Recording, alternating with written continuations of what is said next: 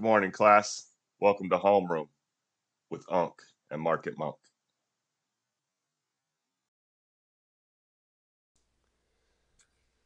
Morning, P. How's your week? Really good.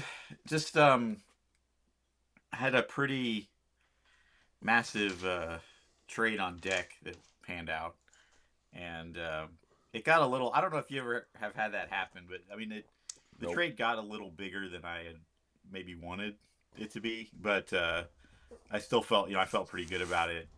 Was hedged a bit, and going into it, but definitely just glad to get that off my plate.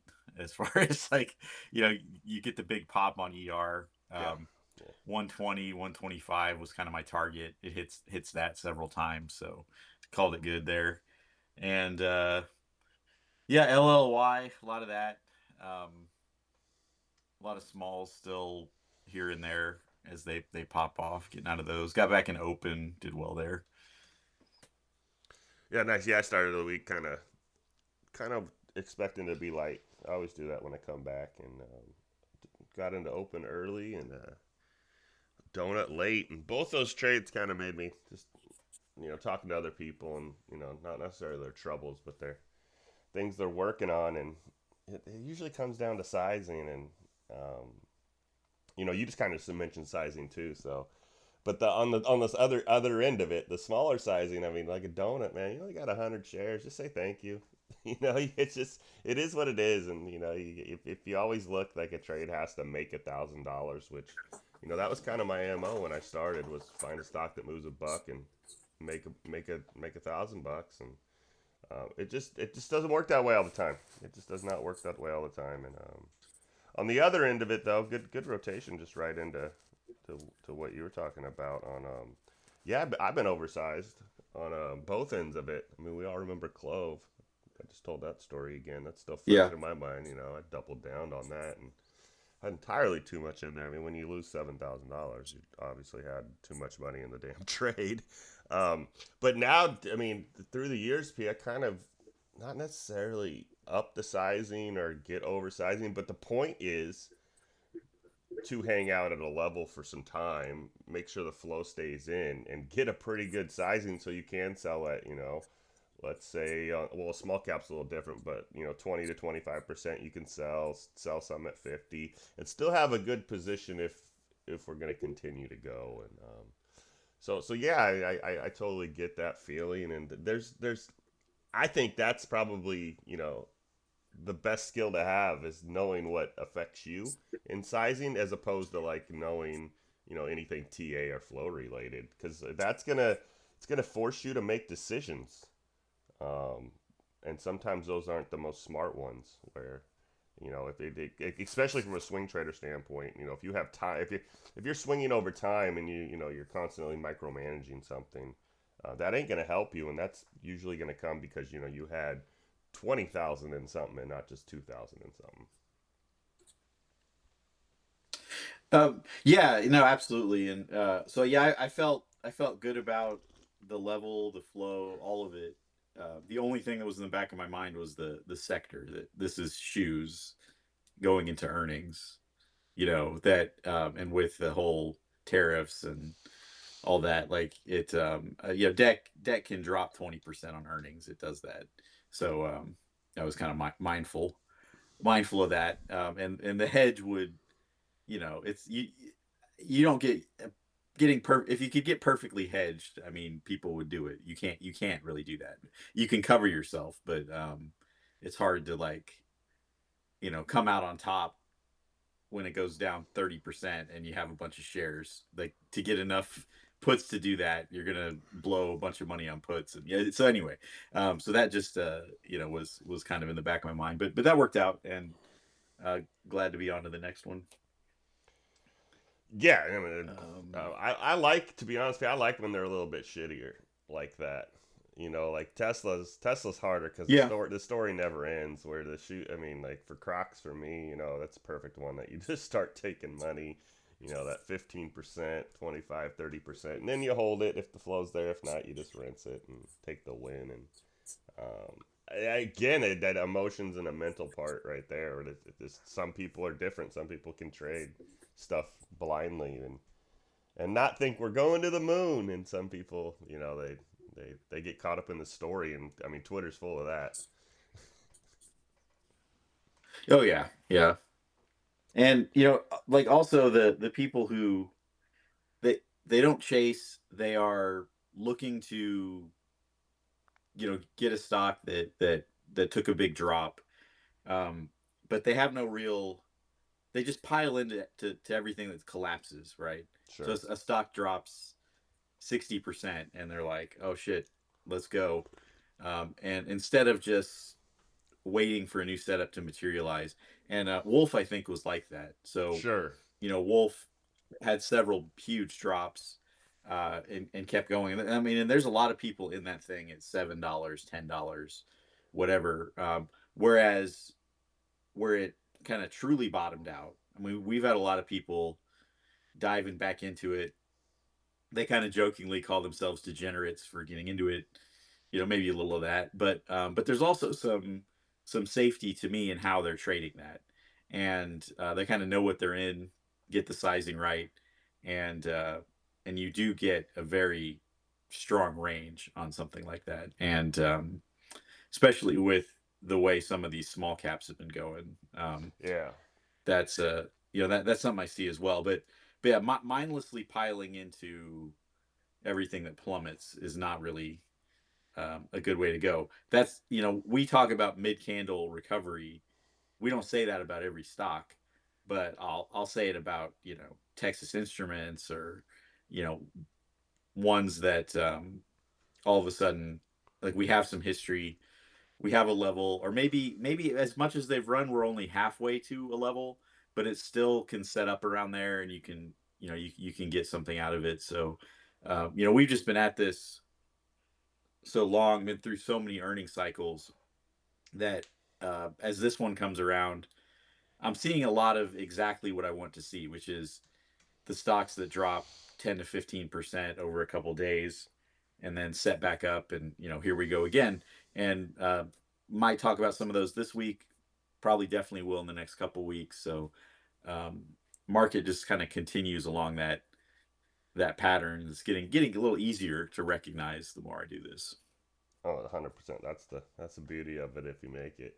Um, the buy the dip, kind of. I had a note that just says that, and it kind of fits what you're talking about. Like yeah, you definitely don't just pile in, and that worked great in that last uptrend market we have, and some people probably getting away with it currently, but the it's like someone got that note listening through the door. Some kid listening through the door when adults are talking on the other side. But that's kind of like an old school thing that's for the good companies like only. That's for your blue chips. And still you don't just blindly buy those pullbacks. You look for something like a 200 SMA or something. I don't know.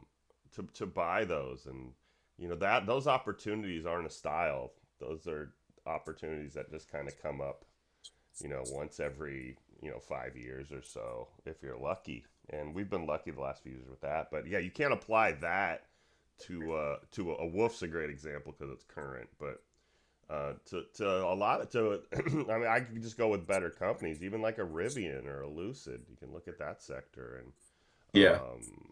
I'll throw you under the bus a little bit with the end phase. You just don't buy. I mean, that's not something Oh, sure. Yeah, you should be looking at thinking, man, this company's undervalued right now. It just you even if it was, yeah. even if it was, you just wait for the story to switch. You wait for it to make sense in a thesis, and there'll be plenty of range if so.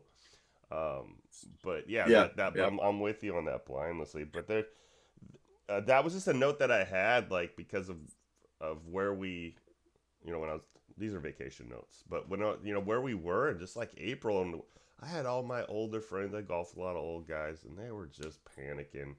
I'm broke, and then I come back from, and they're all just happy as a clam, and they didn't do shit.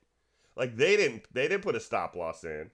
They didn't panic sell. they just bitched on the golf course and ate it for 3 months, and they're happy. They're like bragging the other There way were now. They're literally bragging the other way now. So our people that are our I age, at that we need to take advantage of those opportunities. Sorry, Pete. yes, yeah. So at the cigar bar, there definitely were some guys switching from Padron $30 cigars to Isla del Sol $8 cigars. Yeah, Like the retired guys. yeah. They were, or the factory smokes pack of 30. Um, yeah, there's some of that. They weren't quite going to Swisher Sweets, but yeah, they were thinking like, oh shit, my big nest egg is looking bad. And now they're back to And tipping 20s. yeah, exactly. Yeah, yeah. So, and they know I do stocks, and they were asking me, and the one I'll throw them a couple, and it was Nvidia. I was like, look, it's under $100.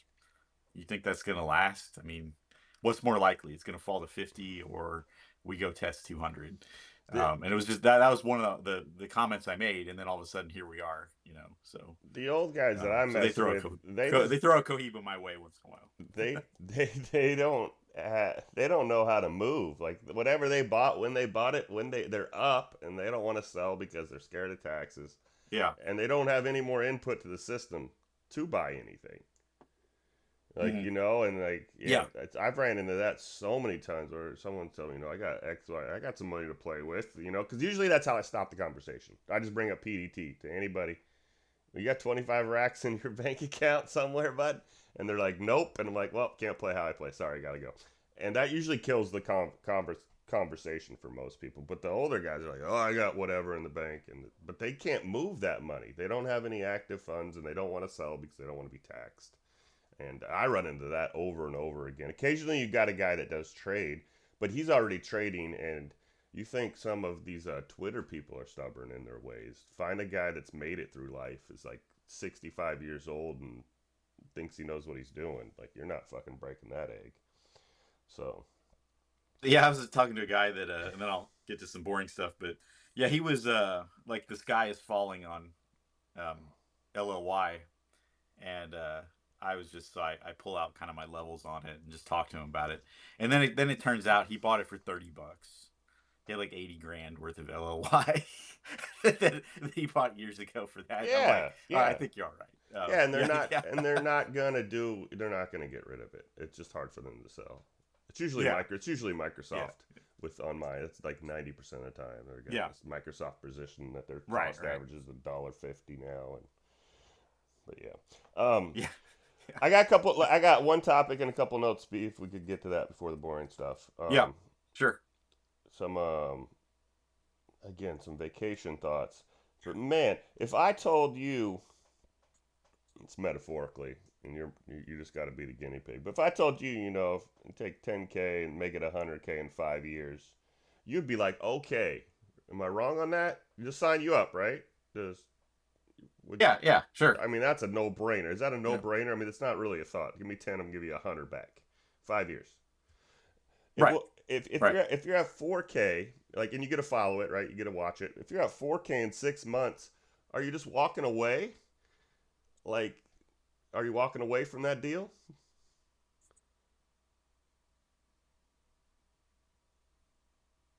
Like at you're saying that if you so you how much did you start with? You gave me 10.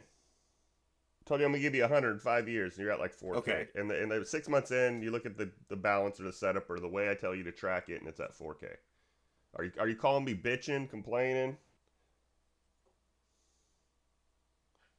Well, I mean, I maybe have some concerns, but I don't know that I'd walk away. Oh. Yeah, well, that's a good question everyone Would should you ask walk away? themselves. Well, I'm just saying it's a good question everyone should ask themselves because that's swing trading in a nutshell. Short-term pain, long-term gain. Yeah, yeah. And you got to be Right, able right. to trust the process, and that's a pretty big exaggeration. Like that's down over fifty Yeah, percent yeah. in 6 months. So I mean, I expect there to be some question there, but in most cases, in what we do, not to toot our horn, But things hang out at like, I don't know, $22. They just do. It's the time you got to give it. Yeah. And I give yourself some wiggle room, and Right. that is like that. Even a hesitation there, you got to kind of question yourself a little bit. Like, am I looking at the bigger picture? Because you have 9 more 6 months to go, sir. Like before the end game, and So like, and we say it a lot of right. times where in here to relate it to us, where like you have a 2 year plan or a year plan, and it's 6 weeks. So at least give yourself a little bit of time in this room.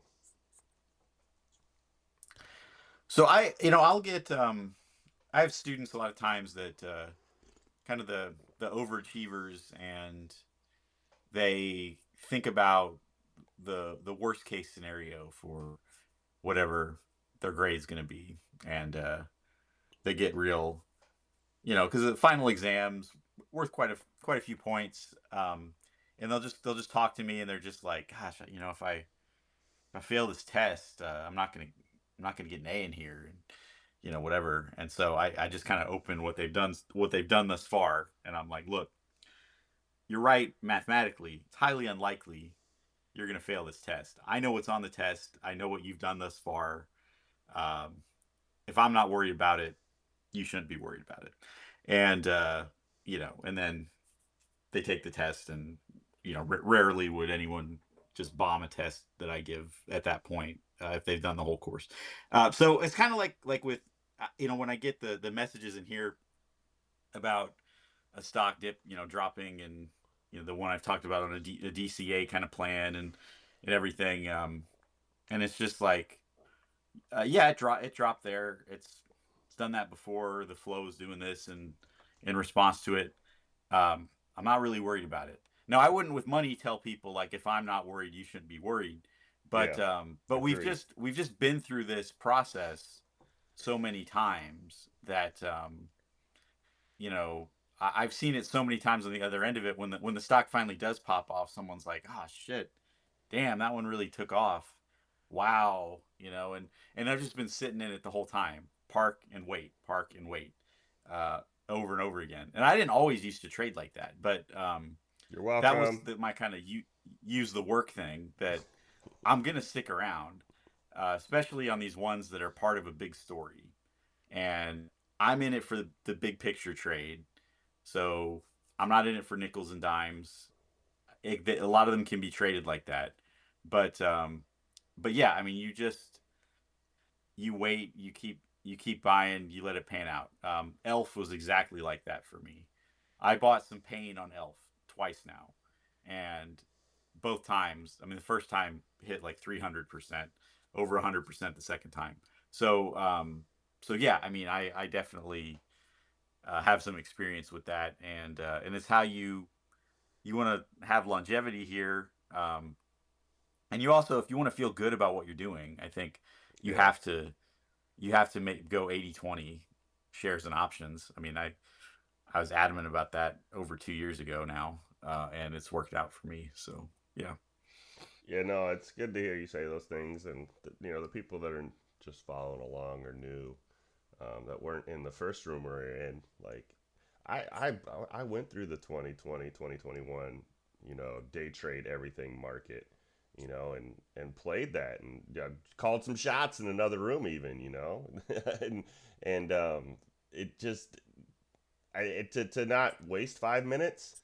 I swing trade for a reason. It's just way more effective, way less stressful. It's easier, like P said about longevity, all of that, and fortunately, that's kind of where I did start. Just put your money in and kind of wait, instead of putting the money under the mattress.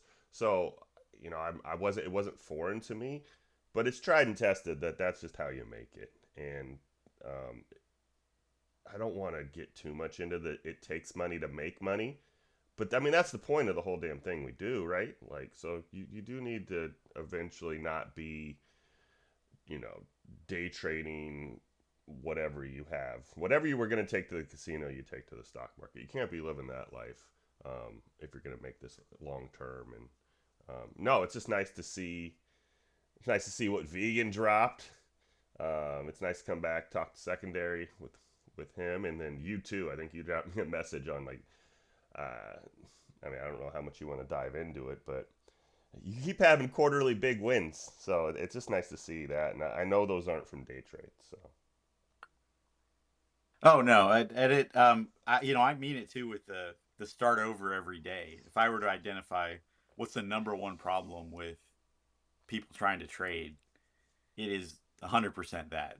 It's that they start over every day, and even if and at the same time they'll dive into macroeconomics while trading zero DTE every day.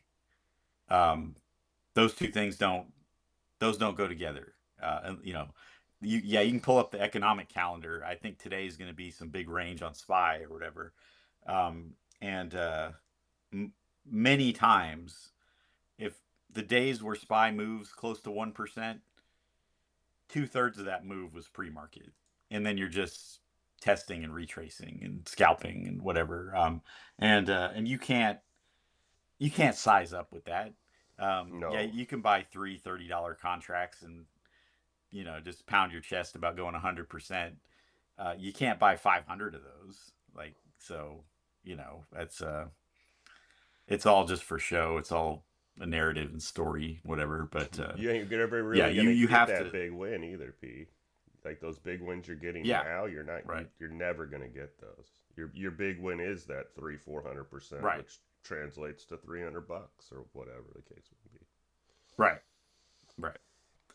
Yeah, and then you know, you lose 600 the next day. That's what they do. And or I mean, the influencer guys will just buy. Their income is the influencing. So what they do is they'll just play both sides and just post the winner. And to me, it's very very clear that they do that. And I can even on the if they do it on a smaller volume stock, you can actually see it in the tape what they did, where they get both and then just brag about the big winner. Yes, So yeah, yes. So yeah, just to run it back one more time, if uh, if I said give me a 10K, and you're only getting 50 in 2 years, you still taking it? yeah. Never drops below 9, and you have 45 in 6 months. Are you happy?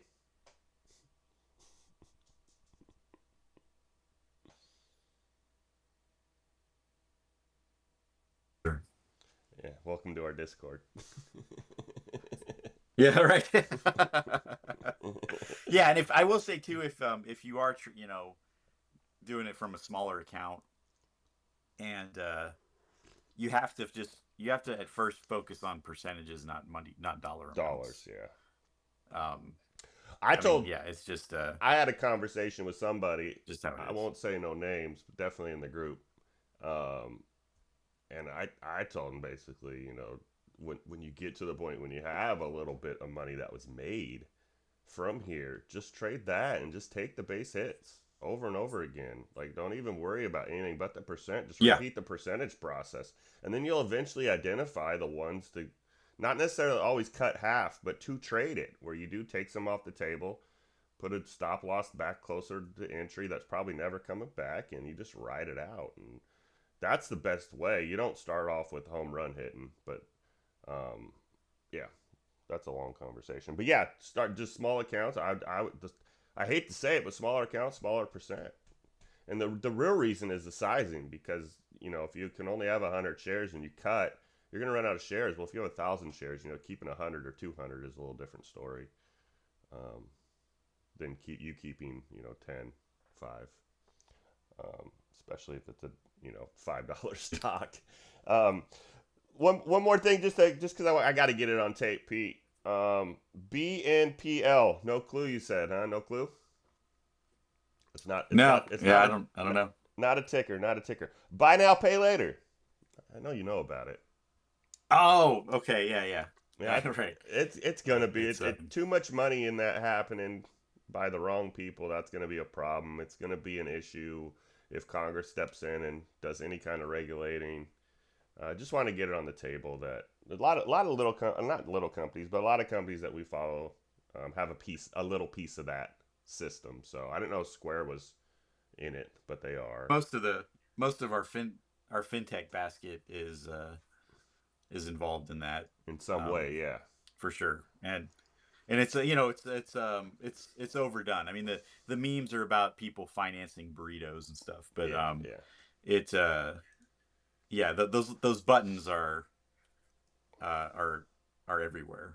And yeah, I mean, I don't know. I mean, I my only experience with it was, you want to furnish an apartment, and like you just moved in and you've got, you put first and last month's rent and deposit and all this Yeah, shit, and yeah. it just kind of wipes you out to and then to move, and it's like, well, fuck, I don't have any furniture. I'll go to Rent a Center and rent some couch that's supposed to be new that's clearly not new. And um, you look at, you pay it every month. You look at what the principal is versus what you're, like their fees and interest and shit, and it's like you're getting really ripped off bad on that. But the furniture's already in your house, so what are you gonna do? Um, you're just kind of stuck in it. You don't have money to just get, go buy something. Credit might not be great. You're just out of college and whatever. So yeah, so you just get stuck in that. But there's people who live like that, Oh and boy. they want the big screen, and they'll go get it. Um, Big screens today are kind of cheap enough that I think most people can. I would think most people can just buy the thing now, but back 15 years ago, that was very common. So yeah, it's a bad road, and it definitely could blow up, for sure. I'm with you on that. Yeah, I think before anything happens on their end, Congress will step in like their superhero for the American consumer. Put some rules on Yeah. them. I mean, because they're just flying with nothing by the seat of their pants. And great example. And any rules will just wipe out those stocks. I mean, Oh yeah, that'll be an opportunity. They'll drop 30% a day on that. Yeah. yeah. It won't take much for the people with bad credit to not get funding anymore. Because I mean, that's Yeah. all it is. Exactly. I Right. mean, they're just tagging your social security and giving you a debt. Yeah, turned every store into a rent a center basically because you just go there and then Yeah. that's how you Yep. check out. And I'm surprised. Last one before we go to boring stuff. I'm surprised you didn't aristocrat it and go to Aaron's. God, over there, rent a center, huh? Yeah. No, I got you. Yeah. Right. Right. All right, what you got, copper, sir? Jesus, 575. All right. The So hell? yeah, the and I had someone ask me about copper, and my take on it, once it broke and held five, that was we would go 5 to 7. And so I'm still in that mode. But I mean, at the same time, when you get up here, it's it's not as easy to enter or re-enter as opposed to where we were. So something like FCX, I do have a pivot up here, um, and yeah, I do think, yeah, you can add and do a trade from here. I'm much more comfortable with my ads under that bottom line that I did. So for most of copper, it's like I feel like I have what I have, and I'm just gonna, just keep it for whatever's gonna happen here. Um, and This one's a little better, but yeah, I mean, this could go to 120. Sure as hell liked it under 90 more, for this move that's happening. But yeah, some of the stocks, I guess, long story short, some of the stocks are lagging compared to the price of the asset, with copper in particular, I think. Yeah, I mean, it's boring. That's how that usually works. Yeah. I've seen it with gold. Yep. And yeah, so gold and silver, a little bit of a pullback Friday. They still remain pretty hot. I think gold's going to take a pretty big leg up once it hangs out here for a while, 32 to 34, and then 4,000 is a little much, but a pop to like 37 is what I would expect out of gold into next year. Kind of a theme probably going forward on not only commodities but anything that has had a very good year. Um, it's just a smaller range continue trend. Exactly. Yeah. You're gonna get that for a lot of And I things. will say that with gold and silver, opportunities will pop up with Did miners because did you not just see they me? move on. Yeah. They well, there's two things there. I mean, one is that the strength is going to stay strong. So your Barrett Gold and Neem and all them will still I'll still see flow setups for 10, 15, 20% up. But then the shitty ones that they'll sometimes get news that's not good and uh, will get a little oversold and flow will set back up your SBSWs of the world. I do look for those. And then AG is still going to be king as far as day trading silver, I think. It'll just continue to set back up. And as long as the leap look that I see is there, um, I think we get there. And I just think that you establish or revisit some levels along the way. There's one level that's 819. We're flipping it now. It's just so hard for me to trade here, but more candles the better. Shouldn't be bringing up individual tickers. My bad. Yeah. Um, I'm with you on that pullback thing, but Right. um, another again, it's the same. The trend's going to stay the same. Your range is a little tighter. Occasionally, you get pops. The flow becomes real good because you identify like this is the one really well that's going to break out. Um, when new Yeah, copper. and I will with copper, with gold, with silver. I mean the part of it that when I have someone coming at me fresh, it's like I don't own any of this. Where should I enter? Um, they aren't exactly the sector I would look at that way. Because what I said on it, going into this year about what I thought gold was going to do.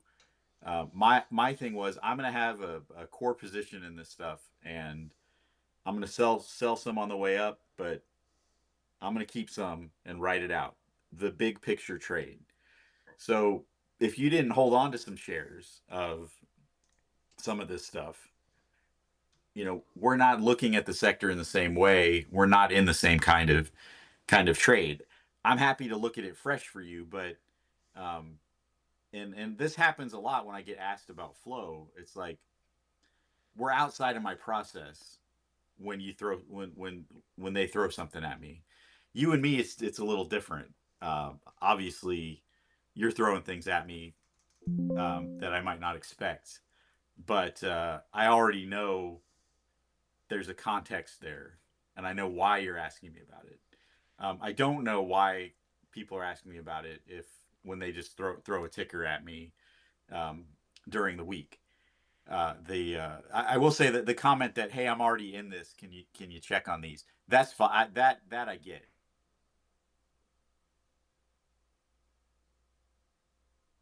We bought that thing, but hey, look at this one. Hey, look at this one. Without any sort of comment, um, we're outside of my normal workflow when people do that, and so my read isn't going to be maybe as confident, or I'm not as comfortable with it as the things that I bring to the table or the things that you ask me and I bounce back. So little rant there, but that's just my take on it. No, I totally get that. I have that. Um, well, especially with like all-time high charts. I have that problem. Like people ask me for levels, I was like, I ain't got shit up here. Like I don't know what you want me to tell Yeah, you. And then I don't, right, right. I don't Yeah, want to type it because I don't want it on record either. So, but yeah, but kind of just to go back to the, you're not in, you're not in gold. Do you think those smaller miners still on bad news is where you're gonna be best trades? I mean, because you've kind of said that, and I'm with it. I'm not looking to enter a lot of these names. it's where it has to have a retrace, and you're not going to get a big retrace on Barrett Gold right in these conditions. Oh, Um, you're going to get a big retrace on the ones where the African warlord landed a helicopter and stole their shit, and and and they drop 15%, and then they'll get that candle back 2 weeks later, like that, because it sort of it gets you into the game on the big picture trade, where one of them takes a little dip that's oversold, moves back up, you trade off some, and now you can keep some, and now you're in it for what the sector's going to do. So you have to find that car that's in the ditch that can get back on the track, and then you're in. You can't jump on the moving car that's already going 80 miles an hour. perfect.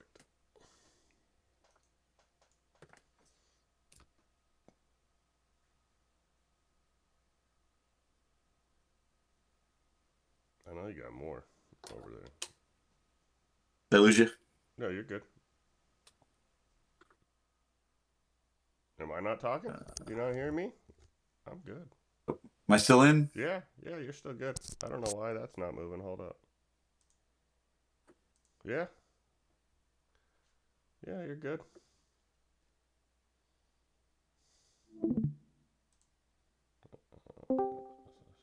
On oil, I think my take here is I'm not really that concerned about the 1% here and there and whatever. There's just the flow setup is there.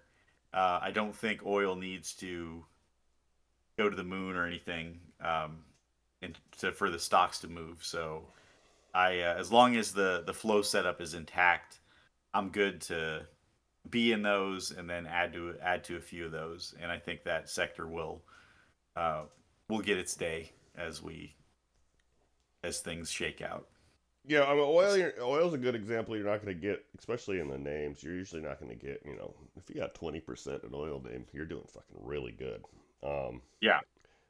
I mean, there's some smalls that maybe break that rule a little bit, but I'm a firm believer for myself and how I trade oil that whatever percent I get, I just want to keep those shares because I want to build a longer term position in oil and I don't want to pay Yeah. for it. Um, and then that just helps me not necessarily justify, but it does help me with the taking the 5, 10, 7%, and then just replaying levels that I have. And I do like the smalls a little better. I do like the ones that are potential buyout candidates a little bit better. But you should own oil, not trade it. Um, Yeah.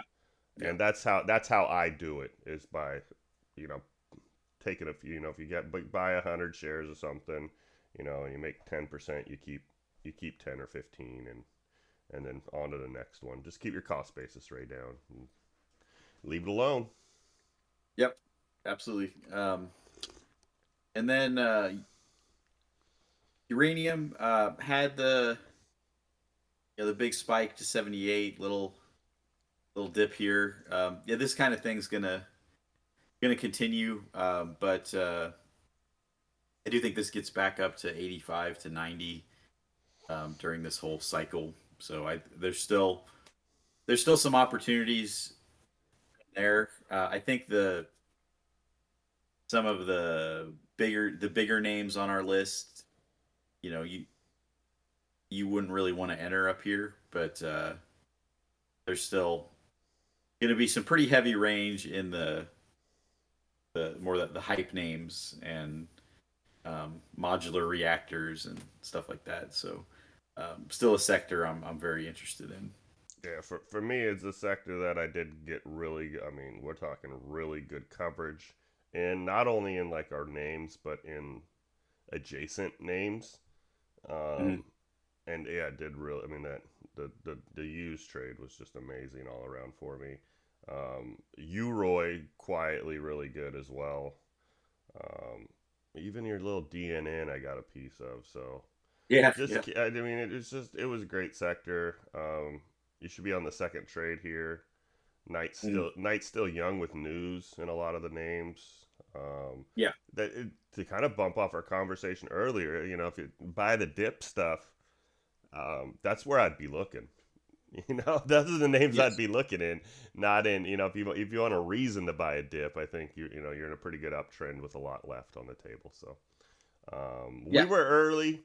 Retrospective for me, man, I could have just traded AG and UUU and probably got an extra 2 weeks in Hawaii. Yeah. Right. And then the 10-year, nice and quiet. This is what you want. So you don't want you don't want fat candles in this thing, and that just stays the narrative.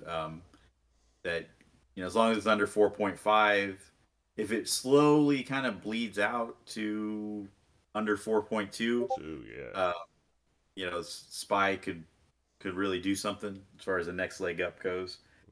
But if it just hangs out here, then your setups are going to hold together, particularly in your software names and stuff like that. So if your trade desks of the world um, can do their thing as long as this is quiet, and that's what I look for here.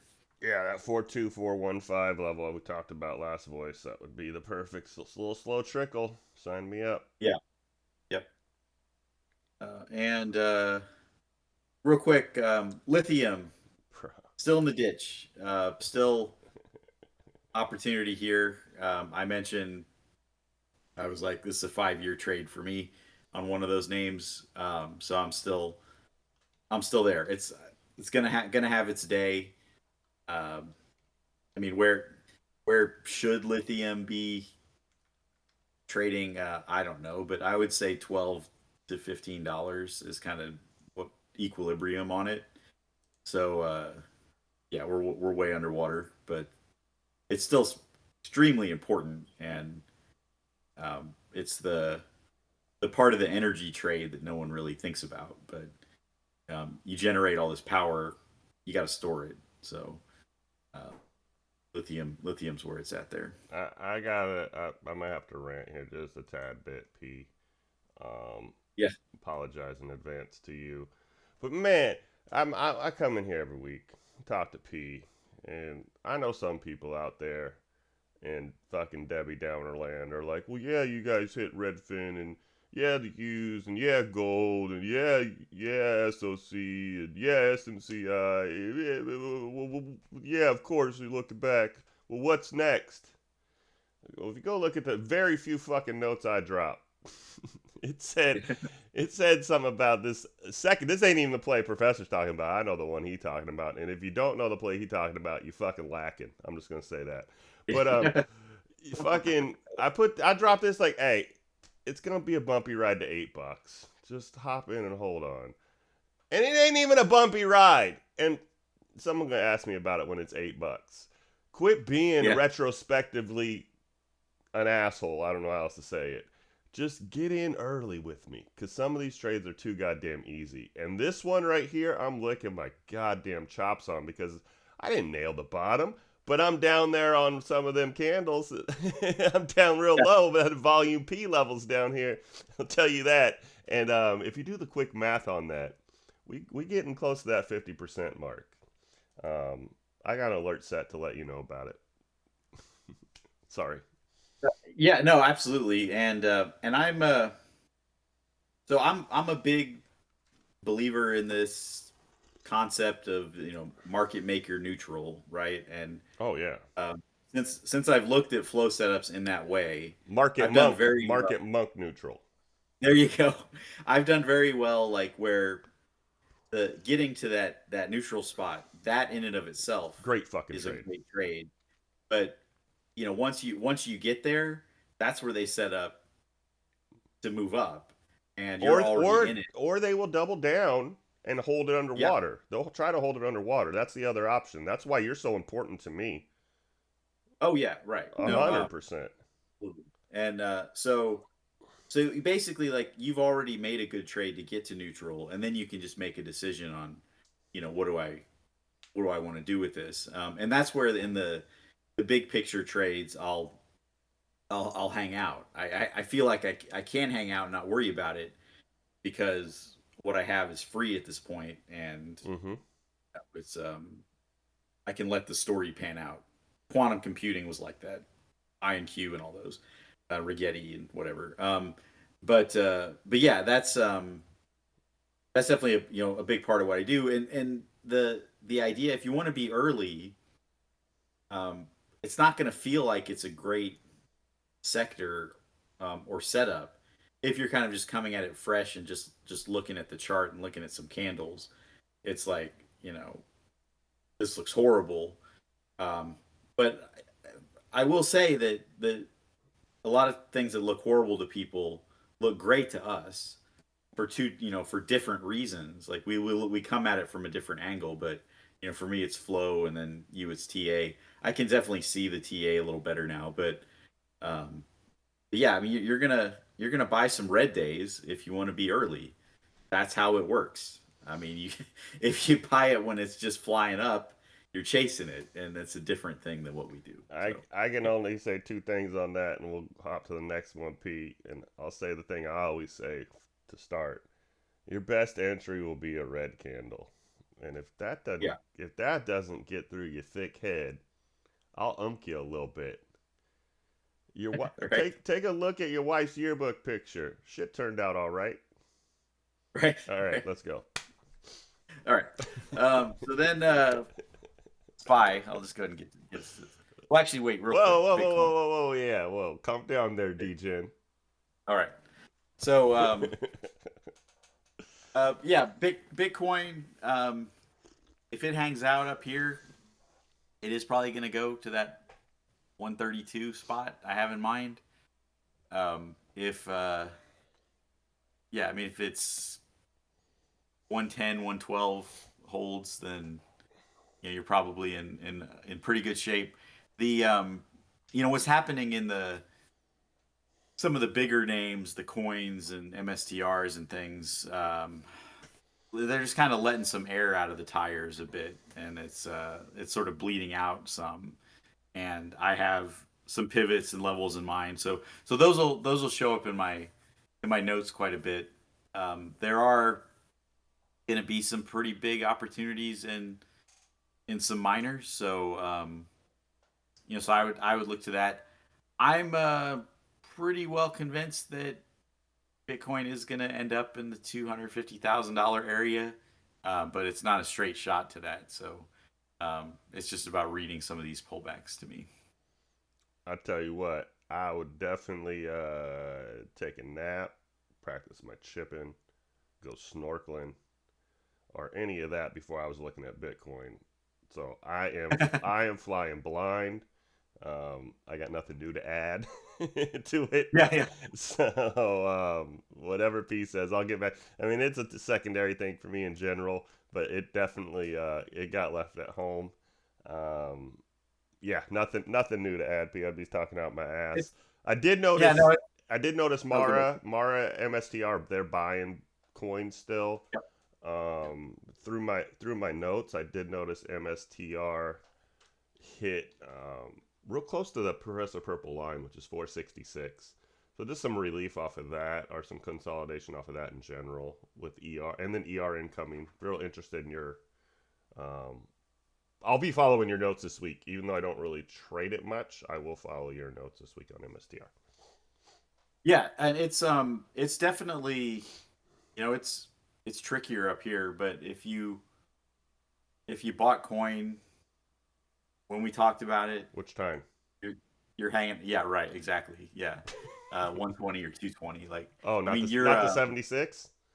if you got some of that, yeah, I do have I have a couple of down there, but I went in really heavy before the uh, election on coin. But Mm, yeah, so the you can just hang out. I mean, coin is going to remain the most important crypto stock because they're the custodian of all the big money names that do crypto. So um, I'm not surprised that it got over $400, and it just how maybe happened fast? like Yeah. how fast it did surprised me, but But yeah, I mean, coin could be 600, 700. It could split. It's just the one that's going to make it and last within this space. Um, so I like them. The MSTR is doing a lot of strange things with releasing all these preferred shares and different vehicles and loans based on Bitcoin, and so there's going to be a hell of a lot of volatility there. Like I don't really see a scenario where coin drops 50% from here. MSTR very well could do that. So I definitely stay engaged as far as that goes. All right, so coin, Nvidia, MSTR, AVGO. Gotcha. Yeah, there you go. Yep.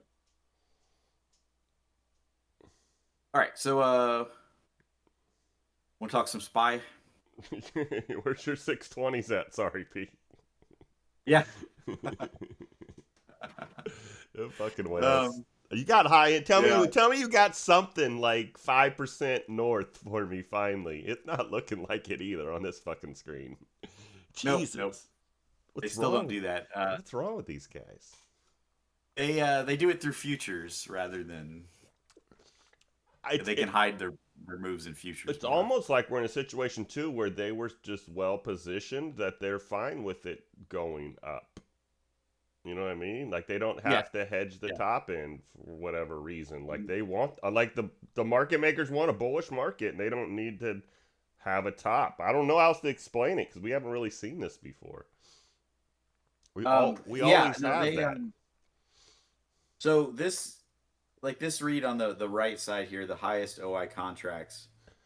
There isn't much here because like on this December, like even this December 560 has flipped heavily bid side. That means they're closing it.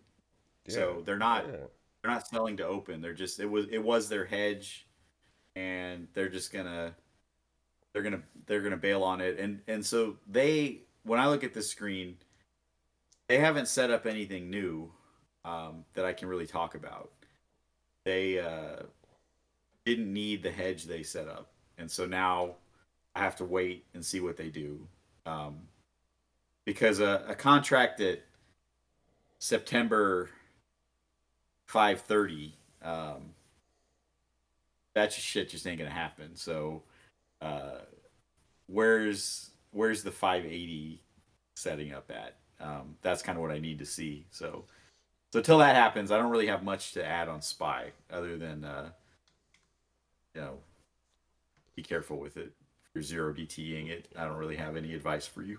No, when I left, I was just from the reads we were getting. I was pretty confident. Like, all right, well, you know, just nothing's going to change in 2 weeks. I didn't see us running to where we were.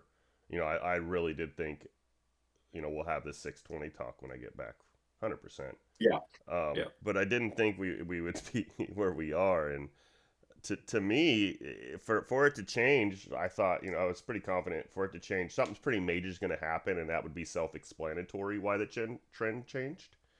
yeah, And we just don't have that. Everything's kind of pointing to the good, and it looks like the top side is just open for them. And I'm not a fool. I don't think they're holding on for dear life as Spy goes up. Again, a conversation with a fellow member this week. I just explained the same way I'm explaining to him is like as this market goes up, you know, Spy does kind of get a tighter range to the north. I mean, green candle after green candle, but it's the bubbling over where you're going to make money, and that broadens. You know, that gets out to some shit that you probably don't want to trade, but it's going to be a really good trade. And that's what happens in these very bullish markets is the broadening, and we've yeah, already went through a couple layers of that onion. So I don't see it like we've seen the Mag 7 at the beginning of the year where it's going to pull back higher, low, and go. I do see this grinding, but I see the better trades out in the bullshit land through the summer. I said hot penny summer. That lines up with that too.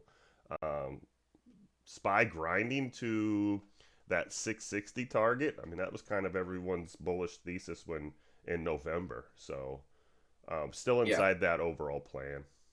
That's kind of how I see it, Pete. Yeah, yeah, totally with you. And I'll just continue. I mean, I think if when I see any weakness, it's going to be I'm going to see SQQQ start to wake up. But that's usually what I see first, and not seeing it yet. So if I start talking about SQQQ, we probably get a sustained kind of dip. But I mean, you asked me what's a red day look like, Yeah, I'm still, yeah. Where's it and I gonna think look? I think I said, well, a day that you know drops close to 1% but doesn't close there, and that's actually happened several times now, where you get some big morning flush, and then it just comes back, grinds up throughout the day, and those days, those are really hard for the kiddos to trade because if you're in zero DTE, theta is going to burn out before it moves up to where you need it to. So you're not getting a big win on that Big day. win on that one. Yeah, no, I'm Yeah, with that. Harder to trade on those days. I agree. But again, that question was more for to try to exaggerate what the market conditions currently are. Like, yeah, I mean, like, really, what's a red day? Where's it at? And we're still right. there. We're still there 2 weeks later, 2.5 weeks later. Yep. You ready to get to work, Pete? Yeah, let's do it. All right. Like and subscribe, people. Link somewhere.